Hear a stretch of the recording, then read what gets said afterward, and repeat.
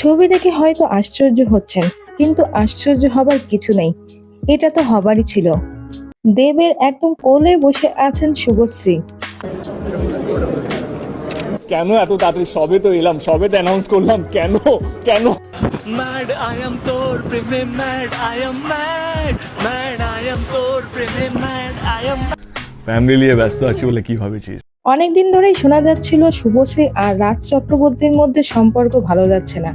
দেব আবারও প্রেম করছে শুভশ্রীর সাথে, আর সেটাই যেন সত্যি হলো। রুক্মিণীকে আর বিয়ে করছেন না দেব। দেব আবারও তার পুরনো প্রেমিকের কাছে ফিরে গিয়েছে। শুভশ্রীর কান্না যেন আবারও নতুন করে জেগে উঠেছে, তবে সেটা ভালোবাসায় রূপ নিয়েছে। রুক্মিণীকে ঠকিয়ে কিছুক্ষণ আগে দেব আবারও শুভশ্রীকে বিয়ে করার সিদ্ধান্ত নিয়েছেন।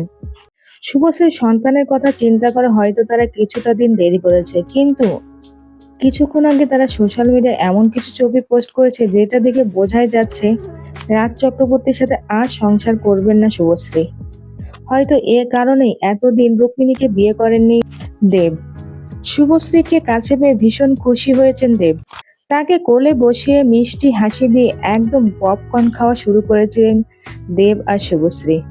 আর এটা দেখেই কান্না শুরু করে দিয়েছেন রুক্মিণী, কারণ রুক্মিণী কিন্তু দেবকেই ভালোবাসে।